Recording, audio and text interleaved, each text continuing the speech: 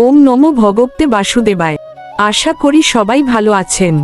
আজকে আমরা শ্রীমদ্ভগবদ্গীতার 18টি অধ্যায় এর পূর্ণাঙ্গ আধ্যাত্মিক আলোচনার চেষ্টা করব। আপনারা কয়েকটি মিনিটে ধৈর্য সহকারে শ্রীমদ্ভাগবত গীতা সম্পূর্ণটা শুনুন। নমস্কার, কৃষ্ণা টক্স বাংলা চ্যানেলে আপনাদের স্বাগতম। আজকের ভাবনা শ্রীমদ্ভগবদ্গীতার 18টি অধ্যায়ের পূর্ণাঙ্গ নির্যাস।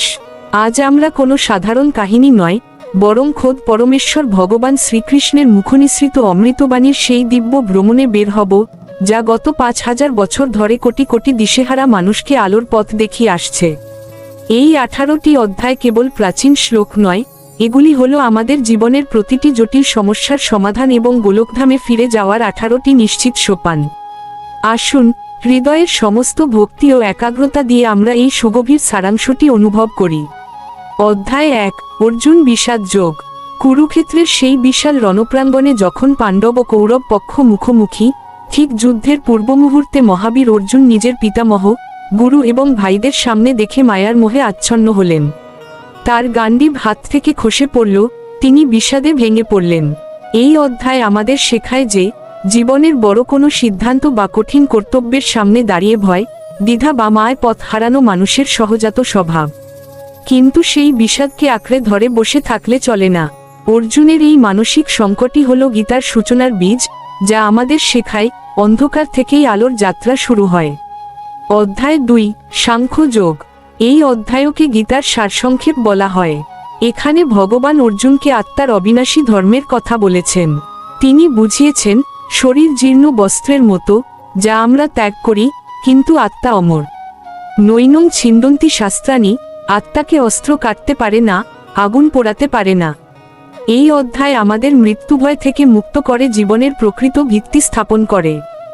ভগবান এখানে স্থিতপ্রজ্ঞ হওয়ার শিক্ষা দিয়েছেন, অর্থাৎ সুখ দুঃখে বিচলিত না হয়ে কিভাবে পাথরের মতো অটল থাকতে হয়, তাই হলো এই অধ্যায়ের পরম প্রাপ্তি। অধ্যায় 3, কর্মযোগ।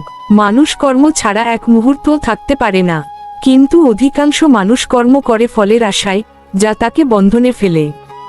ভগবান এখানে শিখিয়েছেন নিষ্কাম কর্মযোগ। কাজ করুন কেবল কর্তব্য জ্ঞানে, ফলের প্রত্যাশা ত্যাগ করে। যখন আপনি নিজের কাজকে ভগবানের সেবা মনে করে করবেন, তখন সেই কর্মই আপনার মুক্তির কারণ হবে। কর্ম ত্যাগ করা বড় কথা নয়, কর্মের প্রতি আসক্তি ত্যাগ করাই হলো প্রকৃত সাধনা। অধ্যায় 4, জ্ঞানযোগ। জ্ঞান ও কর্মের অপূর্ব সমন্বয় এই অধ্যায় বর্ণিত। ভগবান এখানে তার অবতার তত্ত্বের রহস্য উন্মোচন করেছেন, যোদা যোদা হি ধর্মস্য গ্লানির্ভবতি ভারত। তিনি জানিয়েছেন, দিব্য জ্ঞানী হল পরম পবিত্র বস্তু, যা মানুষের সমস্ত পাপ ও অজ্ঞানতাকে ভস্মীভূত করে দেয়। কেবল বই পড়ে নয়, উপযুক্ত গুরুর কাছে বিনম্রভাবে জিজ্ঞাসা করে যে জ্ঞান অর্জিত হয়, তাই মানুষকে মোহ সমুদ্র থেকে পার করে দেয়। অধ্যায় 5, কর্মসন্ন্যাস যোগ। বাইরে থেকে কর্মে লিপ্ত থেকেও অন্তরে কিভাবে সন্ন্যাসী হওয়া যায়, এটি এই অধ্যায়ের মূল কথা। অনেকে মনে করেন ঘর বাড়ি ছেড়ে বনে যাওয়াই ত্যাগ, কিন্তু ভগবান বলছেন আসক্তি ত্যাগ করাই আসল সন্ন্যাস। পদ্মপাতা যেমন জলে থেকেও ভেজে না, তেমনি যে ব্যক্তি নিজের কর্মফল ভগবানের চরণে অর্পণ করেন, জগতের কোনো পঙ্কিলতা তাকে স্পর্শ করতে পারে না। অধ্যায় 6, ধ্যান যোগ। মন হলো আমাদের সবচেয়ে বড় শত্রু, আবার এই মনই হতে পারে আমাদের পরম বন্ধু। এই অধ্যায় ভগবান মনকে নিয়ন্ত্রণ করার জন্য ধ্যানের পথ দেখিয়েছেন। উপযুক্ত আহার, বিহার এবং অভ্যাসের মাধ্যমে কিভাবে চঞ্চল মনকে ভগবানের জ্যোতিতে স্থির করা যায়, তা এখানে বিশদভাবে বলা হয়েছে। যার মন শান্ত ও একাগ্র, তার কাছে এই জগৎ ব্রহ্মময় হয়ে ওঠে। অধ্যায় 7, জ্ঞান বিজ্ঞান যোগ। এই অধ্যায় ভগবান তার ঐশ্বরিক বিভূতি এবং প্রকৃতির রহস্য ব্যাখ্যা করেছেন। তিনি দেখিয়েছেন যে মাটি, জল, আগুন, বায়ু, আকাশ, মন, বুদ্ধি এবং অহংকার, এই 8টি উপাদানে তার অপরা প্রকৃতি গঠিত। তিনি জানিয়েছেন, জগতে যা কিছু সুন্দর, যা কিছু শক্তিশালী, তার মূলে তিনিই বিরাজমান। এই পরম বিজ্ঞানটি জানলে মানুষের আর কিছু জানার বাকি থাকে না। অধ্যায় 8, অক্ষর ব্রহ্ম যোগ। মৃত্যু ও পরলোকের গভীর রহস্য এখানে উন্মোচিত। মৃত্যুর সময় মানুষের মনে যে চিন্তা থাকে, সে সেই গতি প্রাপ্ত হয়। তাই ভগবান অর্জুনকে নির্দেশ দিয়েছেন, মাম্নুষর যুধ চ, অর্থাৎ আমাকে স্মরণ করো এবং নিজের যুদ্ধ অর্থাৎ কর্তব্য পালন করো। সারা জীবন ভগবানের নিরন্তর নামস্মরণ করলে অন্তিমকালে মোক্ষ লাভ নিশ্চিত হয়। অধ্যায় 9, রাজবিদ্যা রাজগুহ্য যোগ। এটি হল পরম গোপনীয় এবং অত্যন্ত পবিত্র জ্ঞান। ভক্তির অসীম শক্তির কথা এখানে পরম মমতায় বর্ণিত হয়েছে। ভগবান এখানে ভক্তের প্রতি তার পরম করুণা প্রকাশ করে অভয় দিয়ে বলেছেন, ন মে ভক্ত প্রণশ্যতি, অর্থাৎ আমার ভক্তের কখনোই বিনাশ হয় না। তিনি জানিয়েছেন, এক বিন্দু জল, একটি ফুল বা একটি তুলসী পাতাও যদি কেউ ভক্তিভরে তাকে দেয়, তিনি তা পরম আদরে গ্রহণ করেন। ভক্তি হল রাজপথ, যাতে কোনো বাধা নেই। অধ্যায় 10, বিভূতি যোগ। সমগ্র সৃষ্টির অগণিত বৈচিত্র্যের মধ্যে ভগবানের বিশেষ প্রকাশগুলো এখানে বর্ণিত। তিনি বলেছেন, নদীর মধ্যে তিনি গঙ্গা, পর্বতের মধ্যে হিমালয়, নক্ষত্রের মধ্যে চাঁদ এবং মানুষের মধ্যে তিনি চেতনা। এই অধ্যায় পাঠ করলে আমরা বুঝতে পারি যে এই বিশাল বিশ্বের প্রতিটি ধূলিকণা এবং শ্রেষ্ঠত্বের প্রতিটি উপাদানে ভগবানের দিব্য রূপই প্রকাশিত হচ্ছে। অধ্যায় 11, বিশ্বরূপ দর্শন যোগ। অর্জুনের পরম আগ্রহে করুণাময় কৃষ্ণ তার অখিল ব্রহ্মাণ্ডব্যাপী বিশ্বরূপ প্রদর্শন করলেন। অর্জুন দেখলেন কোটি কোটি সূর্য একযোগে উদিত হয়েছে, স্বয়ং কালপুরুষ সবকিছু গ্রাস করছেন।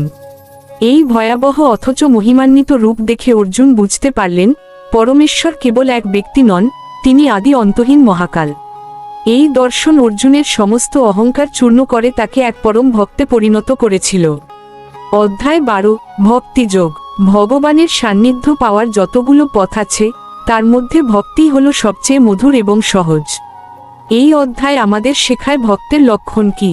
যারা হিংসাহীন, দয়ালু, ক্ষমাশীল এবং ভগবানে সমর্পিত প্রাণ, তারাই ভগবানের অত্যন্ত প্রিয়। যারা সাকার বা নিরাকার যেভাবেই তাকে ডাকুক না কেন, অনন্য ভক্তি থাকলেই মুক্তি অবধারিত। অধ্যায় 13, ক্ষেত্র ক্ষেত্রজ্ঞ বিভাগ যোগ। আমাদের এই দেহ হল ক্ষেত্র বা কর্ম করার মাঠ, আর আমাদের অন্তরে যিনি সাক্ষী হিসেবে আছেন, তিনি হলেন ক্ষেত্রজ্ঞ বা আত্মা।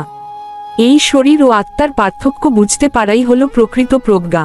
প্রকৃতি কিভাবে আমাদের চালিত করছে এবং আত্মা কিভাবে ত্রিগুণাতীত হয়ে থাকে, এই সূক্ষ্ম বৈজ্ঞানিক জ্ঞানটি এই অধ্যায় বর্ণিত। অধ্যায় 14, গুণত্রয় বিভাগ যোগ। সত্য, রজ ও তম, এই তিনটি গুণের অদৃশ্য সুতোয় প্রকৃতি আমাদের বেঁধে রেখেছে। আমাদের স্বভাব, খাদ্যাভ্যাস এবং আচরণ এই গুণগুলোর দ্বারাই নির্ধারিত হয়। ভগবান শিখিয়েছেন কিভাবে এই গুণগুলোর ঊর্ধ্বে উঠে গুণাতীত হতে হয়। যিনি গুণের অতীত হতে পারেন, তিনিই কেবল পরমানন্দ লাভ করতে সক্ষম। অধ্যায় 15, পুরুষোত্তম যোগ। এই সংসারকে এক ঊর্ধ্বমূল ও নিম্নশাখা বিশিষ্ট অশ্বত্থ গাছের সাথে তুলনা করা হয়েছে, যার মূল হল স্বয়ং ভগবান। এই মায়াময় গাছের আসক্তি থেকে মুক্ত হওয়ার জন্য বৈরাগ্যের কুঠার প্রয়োজন। ভগবান এখানে নিজেকে পুরুষোত্তম হিসেবে ঘোষণা করেছেন এবং জানিয়েছেন যে জগৎ ও জীবের পরম আশ্রয়স্থল একমাত্র তিনিই। অধ্যায় 16, দৈবাসুর সম্পদ বিভাগ যোগ। আমাদের ভেতরে দুটি শক্তির নিরন্তর লড়াই চলছে, দৈবী এবং আসুরিক। ক্ষমা, শৌচ, অহিংসা ও সত্য হল দৈবী সম্পদ, যা মানুষকে দেবত্বের পথে নিয়ে যায়। অন্যদিকে দম্ভ, দর্প, ক্রোধ ও অজ্ঞানতা মানুষকে পশুর স্তরে নামিয়ে আনে। এই অধ্যায় আমাদের নিজের চরিত্র গঠনের শ্রেষ্ঠ শিক্ষা দেয়। অধ্যায় 17, শ্রদ্ধাত্রয় বিভাগ যোগ। আমাদের ভক্তি, আহার এবং দান সবকিছুই আমাদের অন্তরের শ্রদ্ধার ওপর নির্ভর করে। সাত্ত্বিক আহার ও শ্রদ্ধা আমাদের চিত্ত শুদ্ধ করে, রাজসিক শ্রদ্ধা চঞ্চলতা আনে এবং তামসিক শ্রদ্ধা আমাদের অন্ধকারে ফেলে। ভক্তির ক্ষেত্রে আন্তরিকতা ও শুদ্ধতার গুরুত্ব এই অধ্যায় বিশেষভাবে বলা হয়েছে। অধ্যায় 18, মোক্ষ সংন্যাস যোগ। এটি হল গীতার মহিমা ও উপদেশের সমাপ্তি। এখানে ভগবান 18টি অধ্যায়ের সমস্ত সারাংশ আবার মনে করিয়ে দিয়েছেন। ত্যাগের প্রকৃত অর্থ যে কর্মফল ত্যাগ, তা এখানে স্পষ্ট করা হয়েছে। ভগবানের চূড়ান্ত আশ্বাস, সর্বধর্মান পরিত্যজ্য মামেকং শরণ বর্জ্য, অর্থাৎ সব দুশ্চিন্তা ত্যাগ করে কেবল তার চরণে আত্মসমর্পণ করলেই সব পাপ থেকে মুক্তি এবং পরম শান্তি লাভ হয়। এটি আমাদের জীবনের প্রতিটি পদক্ষেপকে আলোয় ভরিয়ে দেওয়ার এক নিখুঁত মানচিত্র। এই 18টি সোপান পার হতে পারলে মানুষের জীবনে আর কোনো অপ্রাপ্তি থাকে না। আজকের এই পূর্ণাঙ্গ আলোচনা যদি আপনার হৃদয় ভক্তির সামান্যতম প্রদীপ জ্বেলে থাকে, তবেই আমাদের এই পরিশ্রম সার্থক হবে। এই ভিডিওটি আপনার বন্ধু ও পরিবারের সাথে শেয়ার করুন, যাতে এই মহাবাণী প্রতিটি ঘরে ঘরে পৌঁছে যায়। প্রতিদিন রাত ৮টায় জীবনের সত্য ও সুন্দরের সন্ধান পেতে আমাদের চ্যানেলের সাথেই থাকুন। আপনারা শ্রবণ করছিলেন গীতার 18 অধ্যায়ের দিব্য নির্যাস। এই সম্পূর্ণ পরিবেশনাটি পরমেশ্বর ভগবান শ্রীকৃষ্ণের চরণে এবং আপনাদের সবার হৃদয় ভক্তিভরে নিবেদন করলেন আপনাদের একান্ত প্রিয় শ্রী মিলন দেবনাথ। হরে কৃষ্ণ। নমস্কার, কৃষ্ণা টক্স বাংলা চ্যানেলে আপনাদের স্বাগত। আজ আমরা এক অত্যন্ত গভীর বিষয় নিয়ে আলোচনা করব, যা আমাদের যাপিত জীবনের মূলে কুঠারাঘাত করবে। আজকের ভাবনা: প্রকৃতি যখন শিক্ষক আর মানুষ যখন মোহগ্রস্ত ছাত্র। শ্রীমদ্ভগবদ্গীতায় ভগবান শ্রীকৃষ্ণ বলেছেন, এই জগৎ হলো এক মায়ার সংসার। এখানে প্রতিটি জীব তার কর্মফল অনুযায়ী ভ্রমণ করছে। কিন্তু অদ্ভুত এক সত্য হল, প্রকৃতির তুচ্ছ জীবজন্তু বা পাখিরা যে সচেতনতা প্রদর্শন করে, সৃষ্টির শ্রেষ্ঠ জীব হয়েও আমরা তা হারিয়ে ফেলেছি। কেন পাখিরা প্রতিটি প্রহরে জেগে ওঠে আমাদের ডাক দেয়? কেন পক্ষী হয়েও তারা ধন্য, আর আমরা মানুষ হয়েও রিক্ত? আজ সেই পরম সত্যই আমরা অন্বেষণ করব। পাখিদের জাগরণ ও সময়ের নিষ্ঠা। আপনারা কি কখনো গভীর নিস্তব্ধ রাতে নির্জনে প্রকৃতির ডাক শুনেছেন? যখন চারদিক নিঝুম থাকে, যখন গোটা পৃথিবী ঘুমের কোলে ঢলে পড়ে, তখনও কিছু পাখি প্রহরে প্রহরে ডেকে ওঠে। এই যে তাদের সময়ের জ্ঞান, কোনো আধুনিক ঘড়ি বা বিজ্ঞানের যন্ত্র ছাড়াই তারা জানে কখন নিশি অবসান হবে, কখন অরুণোদয় হবে। ভোরের প্রথম আলো ফোটার অনেক আগেই তারা তাদের সুললিত কলকাকলিতে আকাশ বাতাস মুখরিত করে তোলে। এই ডাক আসলে কি?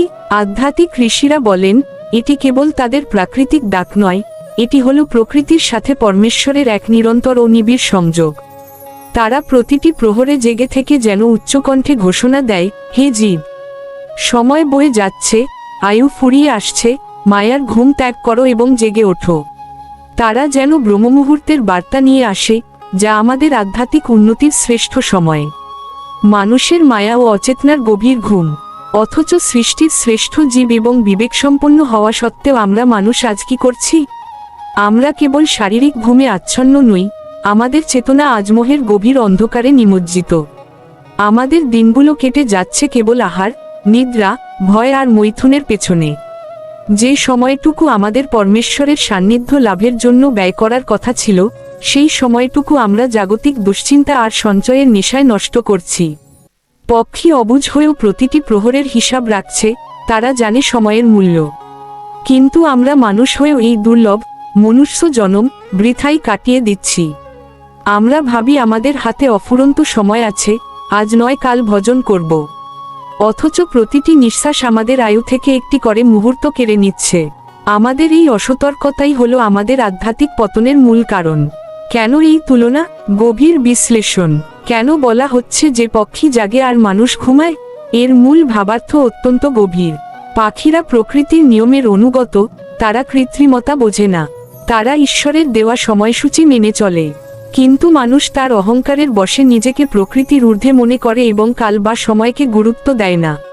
আমরা মায়ার রাজ্যে এমন এক মখমলের বিছানা পেতেছি যেখানে মোহ হলো আমাদের নরম বালিশ, অজ্ঞানতা হলো আমাদের ওম দেওয়া কম্বল। এই আরামদায়ক ঘুমে আমরা সম্পূর্ণ ভুলে গেছি আমরা আসলে কে, আমরা কোথা থেকে এসেছি এবং এই দেহান্তরের পর আমাদের গন্তব্য কোথায়। যখন প্রহরে প্রহরে পাখি ডাকে, সে আসলে আমাদের সেই সনাতন ঠিকানার কথা স্মরণ করিয়ে দেয়। সে আমাদের কানে কানে বলে যায়, ওরে মানুষ, এই সংসার তো পান্থশালা, এখানে স্থায়ী হওয়ার বাসনা ত্যাগ করে আপন আলয়ে ফেরার প্রস্তুতি নে। ভগবান শ্রীকৃষ্ণের শিক্ষা ও আমাদের বর্তমান অবস্থা। কুরুক্ষেত্রের প্রান্তরে ভগবান শ্রীকৃষ্ণ যখন অর্জুনকে দিব্যাজ্ঞান প্রদান করছিলেন, তখন অর্জুনও কিন্তু এক প্রকার অচেতনার ঘোরে বা মোহাচ্ছন্ন অবস্থায় ছিলেন। তিনি নিজের রাজধর্ম এবং ক্ষত্রিয় কর্তব্য ভুলে গিয়ে মোহের বশবর্তী হয়ে গান্ডীব ত্যাগ করেছিলেন। আজকের সাধারণ মানুষের অবস্থাও ঠিক অর্জুনের মতো। আমাদের চারপাশের অতি তুচ্ছ জীবজন্তু তাদের সহজ ধর্ম পালন করছে, সূর্য ঠিক সময়ে উঠছে, নদী বয়ে যাচ্ছে, পাখিরা ডাকছে। কিন্তু আমরাই কেবল আমাদের আসল ধর্ম, অর্থাৎ সনাতন ধর্ম বা ভগবানের সেবা এবং আত্মোন্নতি ভুলে বসে আছি। ভগবান গীতায় বারবার নির্দেশ দিয়েছেন, উত্তিষ্ঠৎ জাগ্রত, অর্থাৎ উঠে দাঁড়াও, মোহমুক্ত হও এবং নিজের স্বরূপকে জানো। প্রকৃতি যখন শিক্ষক পাখিদের বিশ্বাস। একটু ভাবলে অবাক হতে হয়, পাখিরা কি কখনো আগামীকাল কি খাবে তা নিয়ে দুশ্চিন্তা করে? তারা কি কোনো গুদামঘরে শস্য জমা করে রাখে? না, তারা পরমেশ্বরের ওপর পূর্ণ বিশ্বাস রেখে প্রহরে প্রহরে আনন্দগান গায়। তারা জানে, যিনি জীবন দিয়েছেন, আহারের ব্যবস্থাও তিনিই করবেন। আর আমরা মানুষ, আমাদের ব্যাংকে টাকা আছে, ঘরে অন্ন আছে, তবুও আমরা আগামী 10 বছরের দুশ্চিন্তায় বর্তমানের শান্তি বিসর্জন দেই। সারা রাত আমরা চিন্তার অনলে দগ্ধ হই, আর যখন আধ্যাত্মিক জাগরণের সময় হয়, তখন আমরা অচৈতন্য হয়ে পড়ে থাকি। পাখির এই প্রহরে প্রহরে ডাকা আসলে আমাদের অলস মনের ওপর এক একটি চাবুকের আঘাত। তারা আমাদের বিদ্রূপ করে বলে, সময় বয়ে যাচ্ছে, নাম জপ করার এবং পুণ্য অর্জন করার এখনই শ্রেষ্ঠ সময়। ফুরিয়ে গেলে আর ফিরে পাবে না। মায়ার ঘুম ভাঙানোর উপায়। এই অন্ধকার তন্দ্রা থেকে মুক্তি পাওয়ার একমাত্র উপায় হল শ্রীমদ্ভগবদ্গীতার দিব্য স্মরণ গ্রহণ করা। গীতাই হল সেই প্রজ্বলিত আলোকবর্তিকা যা আমাদের মনের চিরকালীন অন্ধকার দূর করতে সক্ষম। আমাদের হৃদয়ে যখন ভক্তির বীজ অঙ্কুরিত হবে, তখনই আমাদের এই আধ্যাত্মিক তন্দ্রা কাটবে। পাখির ডাক যেমন পার্থিব ভোরের আগমন বার্তা দেয়, তেমনি শাস্ত্রপাঠ, সাধুসঙ্গ এবং ভগবানের পবিত্র নাম আমাদের হৃদয় পরম জ্ঞানের সূর্যোদয় ঘটায়। আসুন, আজ থেকে আমরা একটু সচেতন হই। প্রকৃতির প্রতিটি ধূলিকণা, প্রতিটি লতা পাতা আমাদের কিছু না কিছু শেখাতে চাইছে। সেই ক্ষুদ্র পাখিটিও যখন প্রতিটি প্রহরে ডেকে ওঠে, তখন সেটি যেন আমাদেরই উদ্দেশ্যে করুণ সুরে মিনতি করে, ওরে মানুষ, কত কাল আর ঘুমাবি? এবার নয়ন মেলো, গোবিন্দের রূপ দেখো, তার চরণে শরণ নাও। জীবনের শেষ প্রহরটি আসার আগেই যদি আমরা না জাগি, তবে এই অমূল্য মানব জীবন কেবল এক দীর্ঘ ঘুমের স্বপ্ন হয়েই শেষ হয়ে যাবে। তাই আসুন, মোহের কম্বল ছুঁড়ে ফেলে আমরা সেই পরমেশ্বরের পথে যাত্রা শুরু করি। আজকের এই আলোচনাটি যদি আপনার অন্তরের সুপ্ত চেতনাকে সামান্যতম স্পর্শ করে থাকে, তবে ভিডিওটি একটি লাইক দিয়ে আমাদের উৎসাহিত করুন। প্রকৃতির কোন বিষয়টি আপনাকে ভগবানের অসীম মহিমার কথা মনে করিয়ে দেয়, তা অবশ্যই কমেন্টে আমাদের লিখে জানান। আপনার একটি শেয়ার হয়তো অন্য কোনো বিভ্রান্ত বা ঘুমন্ত মানুষকে জাগিয়ে তুলতে সহায়তা করতে পারে।